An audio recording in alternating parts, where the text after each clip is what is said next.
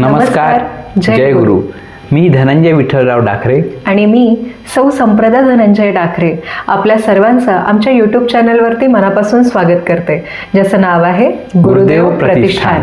या चॅनलच्या माध्यमातून आपण अनेक दिवसांपासून ग्रामगीता अध्ययनाची सिरीज या ठिकाणी चालू केलेली आहे आणि आज बघता बघता आपला 32वा दिवस या ठिकाणी आलेला आहे. आणि आपण या 32व्या दिवशी ग्रामगीतेतील 32वा अध्याय बघणार आहोत, संत स्वरूप. तो अध्याय देवत्व साधन पंचकामध्ये येतो. या अध्यायाचे आदर्श म्हणून वंदनीय राष्ट्रसंत श्री तुकडोजी महाराजांनी भगवान श्री रमण महर्षी यांची प्रतिमा ठेवलेली आहे. संपूर्ण अध्यायामध्ये एकूण 107 ओव्या वंदनीय महाराजांनी लिहिलेल्या आहेत. चला तर मग श्रोते मंडळी, हा अध्याय नीटपणे समजावून घेऊया. खरं संत कसा ओळखावा? आजकाल तर हा प्रश्न विचारणं खूपच गरजेचं झालं आहे. खरं आहे. सोशल मीडियावर, टीव्हीवर, आपल्या आजूबाजूला इतके लोक स्वतःला गुरु, संत, योगी म्हणून घेतात. प्रत्येकाचा वेगळा पोशाख, वेगळी शैली. हो ना. अशा वेळी आपण कोणावर विश्वास ठेवायचा हे ठरवणं खूप अवघड होऊन बसतं. आणि गंमत म्हणजे हाच प्रश्न अनेक वर्षांपूर्वी राष्ट्रसंत तुकडोजी महाराजांना विचारला गेला होता. अच्छा. हो. आणि त्यांनी ग्रामगीता या त्यांच्या ग्रंथात याचं जे उत्तर दिलंय ना, ते आजच्या काळातही अगदी चपखल बसतं. म्हणजे आपण आज त्यावरच बोलणार आहोत. हो. आजची आपली चर्चा याच ग्रंथाच्या 32व्या अध्यायावर आहे, संत स्वरूप. वा. म्हणजे हे एक प्रकारे आजच्या गोंधळाच्या काळात खरं काय आणि खोटं काय हे ओळखण्यासाठीचं एक टूलकिट आहे, असं म्हणायला हरकत नाही. अगदी. चला तर मग या चर्चेतून बाह्य देखाव्याच्या पलीकडे जाऊन खऱ्या संतत्वाची लक्षणं कोणती आहेत हे ग्रामगीतेच्या आधारे समजून घेऊया. संतांना त्यांच्या वेशभूषेवरून नाही, तर त्यांच्या वृत्ती आणि कार्यामधून कसं ओळखावं याचाच शोध घेऊ. तर मग सुरुवात त्या बाह्य रूपापासूनच करूया, कारण आपलं लक्ष सगळ्यात आधी तिकडेच जातं. बरोबर. कपडे, राहणीमान, बोलण्याची पद्धत. हो. या सगळ्या गोष्टींवर ग्रामगीता काय म्हणते हे पाहणं महत्वाचं आहे. हो. आणि तुकडोजी महाराजांनी याचं जे वर्णन केले आहे ते वाचताना असं वाटतं की ते आजच्याच काळाबद्दल बोलत आहेत. म्हणजे ते म्हणतात, कोणी भगवी वस्त्र घालतात, कोणी काळी, तर कोणी अगदी पांढरी शुभ्र. कोणी डोक्यावर जटांचा डोंगर वाढवतो, तर कोणी गळ्यात मोठमोठ्या माळा आणि कपाळावर आकर्षक टिळे लावतो. बरोबर. आणि काही जण तर याच्याही पुढे जातात. कोणी अंगाला भस्म फासून धुनी रमवतात, तर कोणी पंचांगिनीसारखी कठीण तपश्चर्या करतात. हो. आणि मला आठवतंय ग्रामगीतेमध्ये असाही उल्लेख आहे की कोणी अंगावर फक्त छिंद्या बांधतात किंवा कोणी 28 तास खड्ड्यात बसून समाधी लावल्याचा दावा करतात. आणि मग त्याची जाहिरातही करतात. अगदी. महाराज म्हणतात की असे अनेक खरे खोटे योगी, दीनसेवक किंवा स्वतःला अवतार म्हणवणारे आपल्याला दिसतात. या सगळ्या बाह्य देखाव्यांमुळे सामान्य माणूस गुंधळून जातो. कारण प्रत्येकजण स्वतःला खरा सिद्ध करण्याच्या प्रयत्नात असतो. बरोबर. इथेच तर खरी मेख आहे. या सगळ्या परफॉर्मन्समध्ये, या बाह्य देखाव्यांमध्ये आपण मूळ गोष्ट विसरून जातो. मग यातलं खरं काय आणि खोटं काय हे ओळखायचं कसं? आणि इथेच तुकडोजी महाराज आपल्याला एक मेंटल मॉडेल किंवा एक कसोटी देतात, जी आजच्या काळात खूप उपयोगी आहे. काय आहे ती कसोटी? ते म्हणतात, या सगळ्या बाह्य गोष्टी क्षणभर विसरून जा. फक्त 2 गोष्टी पहा. श्लोक 9 खूप महत्वाचा आहे. संत ओळखावा वृत्तीवरून अथवा सद्गुण पाहुनिया. संत ओळखावा वृत्तीवरून अथवा सद्गुण पाहुनिया हीच खरी लिटमस टेस्ट आहे. थांबा, हे खूप महत्वाचं आहे. वृत्ती आणि सद्गुण म्हणजे ॲटिट्यूड अँड व्हर्च्यूज. हो. वेशभूषा नाही, चमत्कार नाही, मोठमोठ्या गप्पा नाहीत, फक्त या 2 गोष्टी. पण वृत्ती म्हणजे नेमकं काय? स्वभाव. ते लोकांमध्ये कसे वावरतात, ते अहंकारी आहेत की नम्र, ते स्वार्थी आहेत की निस्वार्थ. म्हणजे त्यांचं एकूण वागणं, त्यांची देहबोली. हो. त्यांचं लोकांशी असलेलं नातं, या सगळ्या गोष्टी वृत्तीमध्ये येतात. महाराज स्पष्ट सांगतात की एखादी दांभिक व्यक्तीसुद्धा ज्ञानध्यानाच्या गोष्टी उत्तम प्रकारे करू शकते आणि सत्कार्य केल्याचा देखावा उभा करू शकते. अगदी.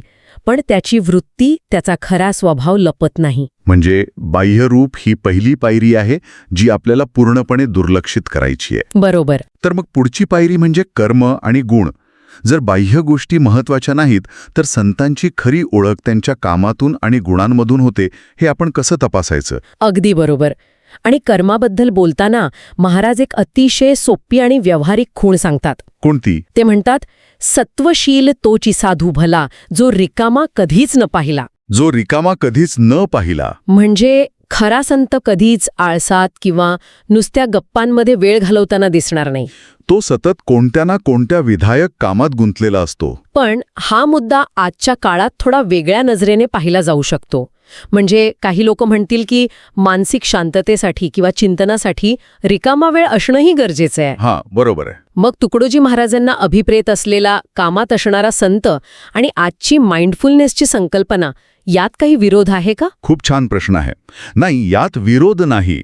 इथे रिकामा नसणे याचा अर्थ बिझी असणे असा नाहीये, तर क्रियाशील असणे असं आहे. अच्छा. त्यांचं काम हे दिखाव्याचं किंवा केवळ स्वतःच्या प्रसिद्धीसाठी नसतं. ग्रामगीता खूप सुंदर उदाहरणं देते. जसं की ते एखाद्या सभेच्या ठिकाणी गेले तर लोकांचे जोडे रांगेत ठेवतील किंवा लोकांना नीट बसण्याची व्यवस्था करतील.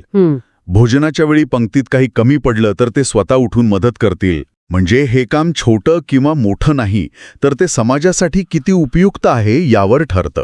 अगदी, यात कुठेही अहंकार नाही. उलट समाजाच्या व्यवस्थेत स्वतःला एक छोटासा भाग समजून मदत करण्याची वृत्ती दिसते. नेमका तोच मुद्दा आहे. हे सेवाभावी कर्म आहे. त्यांचं वागणं लोकांमध्ये मिसळून असतं. त्यांचं वर्णन आहे, बोले तैसा चाले उत्तम. बोले तैसा चाले. हो, ते आपलं काम स्वतः करतात आणि कोणावर अवलंबून राहत नाहीत. त्यांना परिश्रमाशिवाय जगणं मान्यच नसतं. ही निष्काम कर्मयोगाची व्याख्या आहे. आणि हे कर्म कोणत्या गुणांवर आधारित आहे हेही तितकंच महत्वाचं असेल. कारण केवळ काम करणारी तर जगात खूप माणसं आहेत. बरोबर. महाराजांच्या मते दया, क्षमा, शांती आणि विवेक हे या कर्माचं केंद्रस्थान आहे. हे त्यांचे मूलभूत गुण आहेत. आणि या गुणांमुळेच त्यांच्यामध्ये एक व्यापक दृष्टिकोन तयार होतो. त्यांचं अंतःकरण विशाल झालेलं असतं. ते जात, पात, धर्म, पंथ या सगळ्याच्या पलीकडे गेलेले असतात. आणि म्हणूनच ग्रामगीता म्हणते, विश्व कुटुंब संतांचे गोत. बरोबर. संपूर्ण विश्व हेच त्यांचं कुटुंब आहे. जो कोणी भेटेल तो त्यांना आपलाच वाटतो. त्यांच्यासाठी मानवता हाच मुख्य धर्म असतो. हो, आणि ही सेवा ते अत्यंत अनासक्त भावाने करतात. ते स्वतःच्या देहाबद्दल उदासीन असतात, पण दीनदुबळ्यांची सेवा मात्र नम्र भावाने आणि अहोरात्र करतात. कारण त्यांच्यासाठी जनता तयासी वाटे देव. हे सूत्र खूप महत्वाचं आहे. ते जनतेलाच देव मानतात आणि त्यांची सेवा कोणत्याही दिखाव्याशिवाय करतात. म्हणजे आपण आतापर्यंत 2 कसोट्या पाहिल्या. पहिली, बाह्य देखाव्याला भुलू नका, आणि दुसरी, त्यांची वृत्ती आणि कर्म पहा. त्यांचं कर्म सेवाभावी, निस्वार्थ आणि समाजासाठी उपयुक्त आहे का? आणि ते दया, क्षमा, शांती या गुणांवर आधारित आहे का? ही एक प्रकारे आपली चेकलिस्ट तयार होत आहे. हो, आणि या चेकलिस्टवर जो खरा उतरतो त्याचा समाजावर होणारा प्रभावही विलक्षण असतो. तर मग आता त्या प्रभावाविषयी बोलूया. समजा आपण या कसोट्या वापरून खऱ्या संतांना ओळखलं, मग त्यांचा समाजावर नेमका काय आणि कसा परिणाम होतो? ग्रामगीता याबद्दल काय सांगते? ग्रामगीता संतांच्या प्रभावाचं वर्णन करण्यासाठी खूप सुंदर आणि हृदयस्पर्शी उपमा वापरते. एक उपमा आहे, संत मातेहुनी मायावी. संत मातेहुनी मायावी. हो, संत हे आईपेक्षाही जास्त मायाळू असतात. हे ऐकायला खूप छान वाटतं, पण याचा व्यावहारिक अर्थ काय? आईची माया तर सर्वश्रेष्ठ मानली जाते, त्याहून जास्त मायाळू असणं म्हणजे काय? याचा अर्थ आहे, त्यांची माया किंवा प्रेम हे निष्पक्षपाती आणि व्यापक असतं. आईचं प्रेम तिच्या मुलांपुरतं मर्यादित असू शकतं, पण संतांचं प्रेम हे संपूर्ण मानवतेसाठी असतं. अगदी. त्यात माझं तुझं हा भेद नसतो. ते गंगेपेक्षाही पवित्र आणि चंद्रापेक्षाही शीतल असतात. इतकंच नाही, तर ते कल्पतरूपेक्षाही श्रेष्ठ आहेत. कारण कल्पतरू फक्त इच्छा पूर्ण करतो, पण संत मोक्ष देतात, म्हणजे जीवनाचं खरं ध्येय दाखवतात. आणि त्यांच्या बोलण्याचा, त्यांच्या वाणीचाही एक विशेष प्रभाव असतो, नाही का? हो, त्यांच्या बोलण्यात एक नैसर्गिक ओज असतं, जे ऐकणाऱ्याला सहज वेधून घेतं. ग्रामगीता म्हणते, संत वचनांचा महाप्रताप ऐकता श्रवणी होय अनुताप. म्हणजे दुष्ट व्यक्तीसुद्धा त्यांच्या संगतीत बदलून जातो. हो, त्याच्या मनात पश्चाताप जागा होतो. हे केवळ शब्दांचे खेळ नसतात, तर त्यांच्या अनुभवातून आलेल्या ऊर्जेचा तो प्रभाव असतो. हे खूपच मोठं विधान आहे. म्हणजे ते केवळ उपदेश देत नाही, तर त्यांच्या सहवासाने माणसाचं आंतरिक परिवर्तन होतं. बरोबर. त्यांचं स्वरूपही मोठं विलक्षण वर्णन केलं आहे. ते सत्तेशिवाय राज्य करतात, पैशाशिवाय वैभव निर्माण करतात. आणि स्वतःचा परिवार नसतानाही संपूर्ण विश्वाचे होतात. हो. कारण त्यांचा खरा प्रभाव त्यांच्या परिवर्तनाच्या क्षमतेत आहे. ते समाजातील अंधश्रद्धा आणि चुकीच्या रूढींवर प्रहार करतात आणि गरज पडल्यास मानवधर्माच्या स्थापनेसाठी स्वतःच्या प्राणांचं बलिदान करायलाही मागेपुढे पाहत नाहीत. ते खरे समाज सुधारक असतात. हो, आणि त्यांचं काम हे सर्वांना सोबत घेऊन चालण्याचं असतं. ते लहान मुलांसारखे होऊन शिकवतात, आंधळ्यांचे डोळे होतात. आणि जिथे विरोध आहे तिथे ऐक्य निर्माण करतात. बरोबर. त्यांचा उपदेश पावसासारखा असतो, जो सर्वांवर समान बरसतो. तिथे गुरु शिष्य असा उच्च-नीच भेद नसतो. याच वृत्तीला सर्वोदय म्हटलं आहे. हो, संत सर्वांचा उदय करतात, सर्वांना विकासाच्या मार्गावर नेतात. ज्याला अशा संतांची संगत लाभते त्याची दुर्दशा नाहीशी होते आणि त्याला जीवनातील कर्तव्याची जाणीव होते. ती व्यक्तीचं बाह्य आणि आंतरिक दोन्ही जीवन उन्नत करतात. अगदी. ठीक आहे. तर आतापर्यंत आपण पाहिलं की संतांना कसं ओळखावं आणि त्यांचा समाजावर काय प्रभाव पडतो. पण ग्रामगीता अजून एक सूक्ष्म आणि महत्वाचा मुद्दा मांडते. ती म्हणते की सर्व संत एकाच प्रकारचे किंवा एकाच पातळीवरचे नसतात. त्यांच्यातही अधिकारानुसार भेद असतो. थांबा, म्हणजे तुम्ही म्हणताय की संतत्वाची सुद्धा एक करिअर प्रोग्रेशन सारखी रचना आहे? हसते.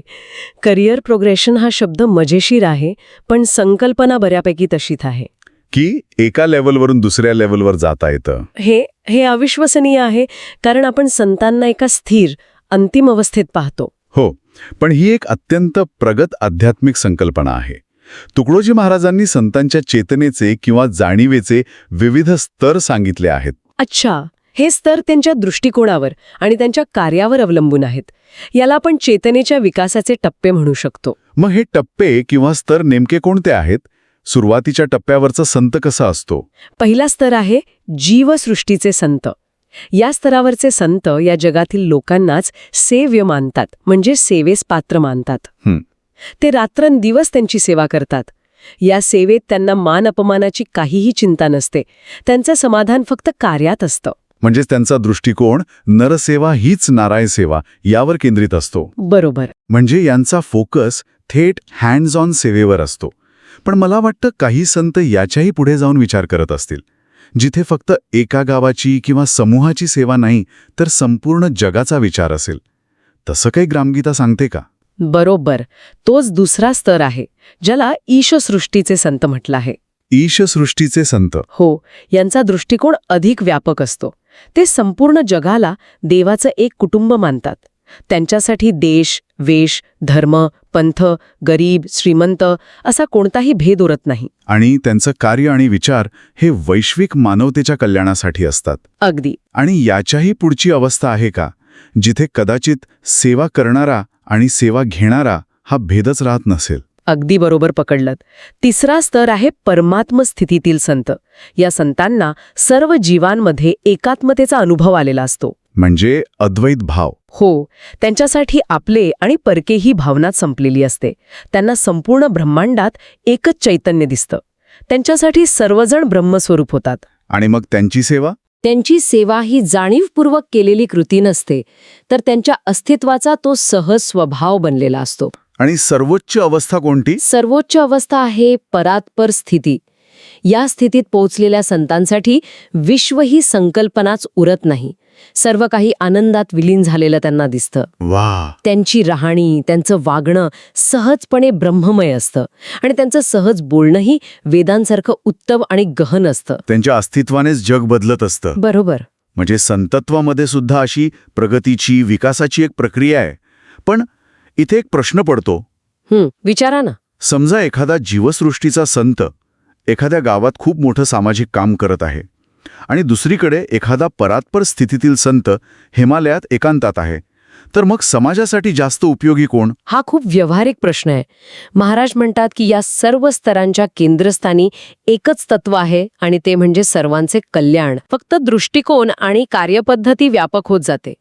जीवसृष्टीचा संत समाजाला थेट मदत करतो, तर परात्पर स्थितीतील संत आपल्या चैतन्याच्या स्तरावरून संपूर्ण विश्वावर सकारात्मक प्रभाव टाकत असतो, ज्याची आपल्याला थेट जाणीव होत नाही. हो, दोघांचीही आपापल्या जागी गरज आहे.